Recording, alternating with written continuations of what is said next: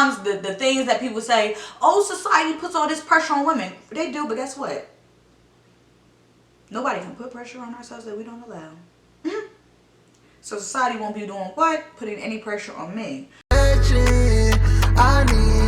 I need some love and affection. Some love and affection. I need some love and affection. What now? I don't know if these was throwing a little shade, but we're gonna read them. The verse was, what's your thoughts on marriage? I don't even know, that's so freaking broad. But I'll go to the next question that could probably back that up, which was, what advice from a failed marriage, excuse me. What advice from a failed marriage would you take into getting married again? So my thoughts on marriage is pretty much a lot similar to what they were before. My only thing now, I feel like, goddamn, I wasn't expecting this. I feel like now, because I've already had like a failed marriage, I feel I'm more strategic with dating. You know, I don't have the time to waste. You know, it's like, I just kind of got to feel like progression is always happening. Other than that, I feel that I should be single, you know, because I feel like it's one thing when you've always just dated, you know, but when you reach that peak of like getting married, that changes your whole mentality, especially if you were a person that literally went into it with the purest intentions, you know what I'm saying, and on a long-term outset. So when that comes like not happening or falling apart, I feel like you do take on a mental of being very serious. If you do want to get married again, a lot of people would never get married again. I would get married again. I just feel like it's not, you don't really have time for the whole, I don't want to say dating phase, but it's like, what are we doing? Because I'm not pressed to be, you know what I'm saying, rush into another marriage, but I don't have time to waste either. You know what I'm saying? I don't have time to waste, especially if you're young. Like, you don't have time. Like, you know what I'm saying? It's sometimes that you do get like this sense of peace, you know, especially like if you did all the things you're supposed to do afterwards, especially go see the lady. You do get a lot of peace when it comes to being single after a failed marriage. I'll say that. So it's not a lot of people that's really pressed for marriage. I know I'm not, you know, to happen again. So my thing is like, if you're trying to, or, you know, if somebody's trying to take you serious or they're trying to make that happen, it's like, you just got to come serious. You got to come already correct. Somewhat, you know, I feel like that's usually the thing. Like, you just don't have no time for like y'all not being on the same page, because it's not a pressure for you to be here. Like, I do feel like I one of the things I definitely stuck to doing in therapy after my divorce was I stuck to having pure intentions of marriage. It's very easy to have a negative context when it comes to any type of relationship once you've had a failed relationship, especially one that was in front of the public, like a marriage. But I feel like if you do earnestly want to get married again, you have to rid yourself of the toxic exposure you may have. You have to heal. You have to really understand what you want, and what you need. I feel like my wants and needs when it comes to me has changed. I also feel like my expectation of a relationship has changed, in a sense of what I have found a relationship really needs. And a lot of the things that I thought it needed before actually may have changed over the years, and it has significantly. So I feel like it's all about growth. It's all about growth. I was young, very young. So I feel like now I have a completely different mentality. But I feel like my intentions for it is pure. You know, it's like, if it happens, it happens. If not, I have plenty to keep myself occupied, you know, in the meantime. But if I'm also giving suggestions, like I say, if you've had a failed marriage, you've been divorced, I would say, when it comes to the next one, we only got time to be dating serious, together or single. And I feel like being more preserved with who you're dating is fine. You know what I'm saying? I know people who have been divorced and remarried and didn't pop up showing the man until the day of the wedding or after they got married or whatever the case may be. I do feel like my mental, as far as the pre-arrangements, with marriage have changed. Like, you know, it's so sad, like, when you see girls, like, they really kill for that ring. You know what I'm saying? Or they kill for these receptions. They kill for all these things. And it's just like, those are the least important moments. You know what I'm saying? If I could say that anything, I might just do a separate video of this.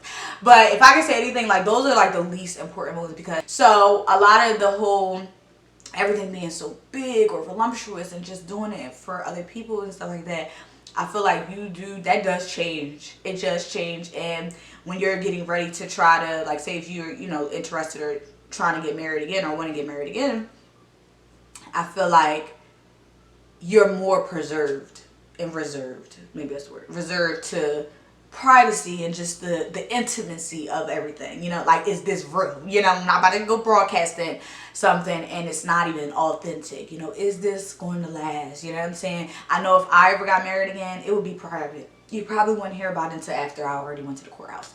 And I'm not really big on having a wedding reception and stuff like that before. If anything, I'm going to be big on a wedding anniversary. So I probably wouldn't want a wedding reception or anything major. I honestly courthouse it and call it a day. Maybe with some other arrangements and a honeymoon. But I would be really into anniversaries because I feel like a lot of times you can go into all of that planning, all of that money, all of that everything, and it doesn't work. You know what I'm saying? You don't even make it to your 1 year anniversary. You know what I'm saying? So if I was to do it again, I would get married however intimately me and my husband wanted to do it, and then for the 1 year anniversary, throw a big wedding reception, and maybe every year afterwards, because now you're not only celebrating the marriage, but you're actually celebrating making it to the mark that a lot of people don't even make it to when you get married, which is the 1 year mark. So I feel like that's just my few thoughts. I think I even go through. I had been in conversation about that a couple times. So I feel like I just be dodging these questions sometimes. But I feel like I probably will do a little video because it's kind of fun. It's kind of fun. Okay, just being shorter because y'all know I be talking about that. So how do you know that you're really ready? Here we go with these half questions again. I'm going to assume that you're talking about a relationship. And all I can say to that is when you know that you can make the right choices to choose a good partner, connect with in a healthy way throughout the, you know, longevity of your relationship, as well as being able to recognize that in a relationship is not all you, it's a partnership. So being able to have that selflessness to get into a relationship is important, if that's what you're asking here. Let's see. I'm like, you know, it's these lights. I'm like, I can see, and these ain't no long lashes today. It's the lights for sure. Okay, do you feel like you're wrong for waiting for someone to get themselves together? I've been feeling really drained trying to get my relationship in a good state. So that way we could move forward in our relationship. I've been feeling like leaving him to figure it out. I kind of feel like if you gotta ask, then that's kind of your question. But honestly, then I have to say on the other hand, where's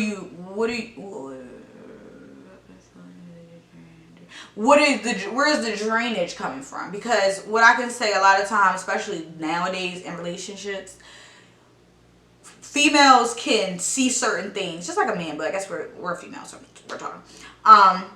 Females can see certain things within our relationship, and they'll make it problematic, and when the whole time it was never a problem before. So I just hope it's not something along those lines, because I would say strongly understand what you want from your relationship. Is this person capable of giving you what you need in your relationship? I feel like leaving should always be like the last alternative. Honestly, for me, like leaving would be like when it's too much. Like now we're arguing, we're getting into it, you know, like that's too much. So if that's happening, yeah, you might need to separate. But I don't know. I don't do that drainage. We too young. We too young for that pressure. So I would say, yeah, y'all need to probably have a conversation. Make sure the communication lines are really like flowing. Because a lot of times with women, I can say I've had friends who literally would sit on not saying something. And it's like you're just being a little dumb. Like you can't. You're making a problem, but you're doing nothing to really get to the result of the problem. Bro, I hate when this camera cut off because I don't know where I stopped. But let me see. Hopefully it just stopped. But this one was saying, it's from the boys. They done tagged in on the girl talk. What's one thing that girls should stop normalizing in relationships? And I was about to say, because the camera cut off, so I kind of thought about it for a second. I would say the self-sacrificing of it. Like, and I don't mean being selfless in a relationship. I'm saying the self-sacrificing of it. A lot of women like eat, sleep, breathe, drink, pray a relationship, and it's like, bruh, a relationship should not be that. Why is the desperation? That's where my concern comes in. Why the desperation? I don't feel like that's something that, I feel like that's something that's normalized in a lot of relationships, and it needs to not. Feeling like they gotta give up everything for a relationship. I think a lot of times the things that people say, oh, society puts all this pressure on women. They do, but guess what? Nobody can put pressure on ourselves that we don't allow. So society won't be doing what? Putting any pressure on me. So make sure you're not doing that, where you're just pretty much saying something but not putting any action into it. Make sure what you want from your relationship is what you want for your relationship.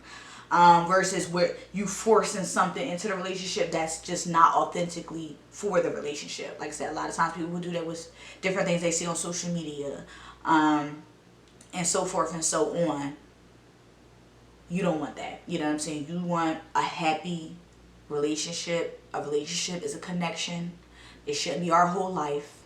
You know what I'm saying? It can change our life if it's based on the circumstance, but it doesn't seem like that's the circumstance right now. So I would say, really just understand what you want to do. And sometimes another thing to probably think about is, what is it that's putting it all on him, especially if you're not married? What is he doing that has to make or break the relationship? You know what I'm saying? That understand, as I don't know, you say so. I don't know what that could be if he cheats. Okay, so therefore I would say that, like, just all the norms of a relationship that females think that they have to follow by and stuff. Dead that. Bye. Do you, and you'll find peace and love and happiness with a person that's going to come for you, okay? Do you believe in waiting to love? Okay, we talked about that. Waiting to love on somebody. Don't. If you're ready, you need to be ready. It's a reason why they're not ready, okay? Why a woman have to feel like timing is everything? Oh my God, could we talk right? I feel it's not a thing of timing being everything with a woman. But I feel like women do move off time a lot. You think about it, our whole existence is based off time. Having kids after a certain age is like a thing, So I think the whole being of ourselves is time. I don't think everything has to be about time all the time. I just think it's like happening in a progressive way. Females are very much like that. Like, they like to feel like things are progressing, and anytime they're, at least for women that are focused, could say that, that are focused and kind of have wants and needs for themselves and kind of see where they're going, they are going to be more like, what's going on? They, being stagnant is not a good thing at all. It's not something that women do well in, stagnancy. And then also, if you have the type of relationship where it's not giving anything, that could be a problem, because she's not being able to pour into you, and you're not being able to pour into her. That's the biggest thing with women sometimes, where they may have time problems, I guess. But I feel like it could be also a thing. These have questions. It could be a thing of like waiting on you, because women would do that, wait on somebody, and then it's like when they're just fed up and they can't take it no more, then they're ready to go. So if you're talking about timing with that, I feel like if you wasn't ready to be in a relationship with sis, you shouldn't have been in a relationship with her. You know what I'm saying? So when she's ready to go, she gotta go. Yeah, because when a woman's fed up, no matter how you get back. It's true, you know what I'm saying? Because women will leave a relationship emotionally before they would leave it physically, So those those are all things, I guess, with timing, if that's what you're even talking about, sir. Okay, how can you see what a person's intentions are when trying to help you out or give you feedback or give feedback or advice? Okay, I think I understand. Pretty much you're trying to figure out the intentions of when somebody's trying to help you out, I guess, advice wise though. I would say make sure, like, hear what they say. Like, try to listen. When it comes to like advice, I always try to tell people, listen without interruption. And I say that because you can really hear what that person is saying.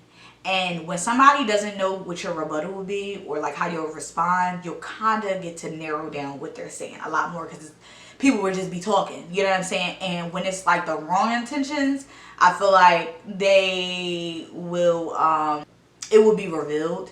A lot of times when somebody's trying to force something onto you, I don't find that to be pure intentions. I'm sorry.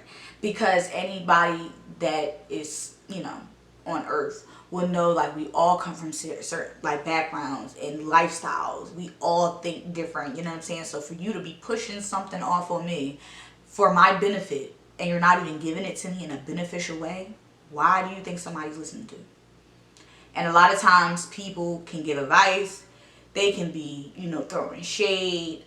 They can be not pure and even giving advice. Sometimes people will give you advice just to see you F your whole situation up and see you fail. And those are the worst ones too. So I think as an adult, we have to just be able to navigate through advice and what people are saying to us, because we got to know like when it's pure and when it's not. And a lot of times it's not, and it's okay, you know, but don't take advice from people that's not, you know. But if you can tell somebody's really trying to reach you by, not even all the times what they say, because sometimes you just need a stern person to just say some real stuff to you, but just what they're saying. Because even somebody saying some stern stuff, they going to dish it out to you raw, and you're either going to take it or you're going to leave it. They're not saying you need to do this, you need to do that. Like, no. They're respectful of your free will, because anybody that does, I know for me, when I give advice, I don't want to say I don't care what you do, but at the end of the day, we all have growth to do. You know what I'm saying? And sometimes certain learning curves come with certain situations that come in our life. So I'm not going to stunt you of a learning curve if you're desperately wanting to go find it, you know. But, or you may need it, you know, for whatever reason that may be. But yeah, I feel like just listen, understand what they're saying, because a lot of times it could be something really vital, we just don't like the way it's said. But forcing, subliminals, negativity, any of that that's thrown into the conversation, I would say be mindful. But you can still, like, people can say stuff to you. You don't have to physically say, oh, I'm not listening to that. Like, no. Okay, I appreciate you for your opinion, and I'm gonna, you know, think on that. I ain't thinking on that, but they might be coming up with a nice little slogan of that nature. Like, you know, I hear what you're saying, and I'm gonna keep that in mind. You know, I'm gonna mental note that one or whatever. You know, you don't have to make it, especially if especially that just made me think. If that means when people are coming to you with the wrong reasons, like some people would literally come to you to say certain things and be like, see, she want to listen. If you are, just say that. Just have your little speech. Because people are always, it's legal to offer your opinion, but I don't have to. I'm going to apply it in which I feel like I'm going to apply it. That's just anything in life. So you just got to, like I say, get more acquainted with people's intentions. And that just comes with, honestly, sometimes what's being said and how it's being said. Alright, my camera's about to die. We've made it to the end of these 17 questions. I do have a couple videos that's coming up, so stay tuned. I'm really trying to get my life together with creating my content on a timely fashion. Editing right now is my biggest thing. I'm just trying to like bypass all of the inconveniences, because you know it's always going to be one. I thank you for watching this video. I know it was well overdue, but thank you so much for all your questions. Let's talk about that for a second before this battery dies. Thank you for all your questions. I love my little following. You know, Instagram always been like annoying, but TikTok has definitely opened me up a lot more. And I'm just really thankful for the questions and the participation, because I'm trying to get my little channel built up. You know, so it's fun to do certain things like this. That way you can kind of get to know more about me and my mind on things. So I thank you so much for watching. Be sure to, like I say, hit that subscribe button. It's safe to hit the notification bell because I will be posting something else. You know, some people be posting, hitting that bell. I know I do. And I ain't seen a video from some of y'all in so long, but you know, life gets the best of us, whatever. So I'm going to close this video out. Thank you so much for watching. Please be sure to follow me on my social media platforms, mainly TikTok, Twitter, and Instagram. And be sure to like, comment, and subscribe. And be sure to comment down below if you had any, what you thought about this video, if you had any video suggestions. If you want to jump into the Q&A, you can always send me a DM on any platform or email at info.bntb@yahoo.com. I'll list it on the screen. And send me stuff. Like I said, I'm always down to take it, even if I'm not posting and I'm doing it. So, thank you so much for watching. And without further ado, I'll see you in the next one.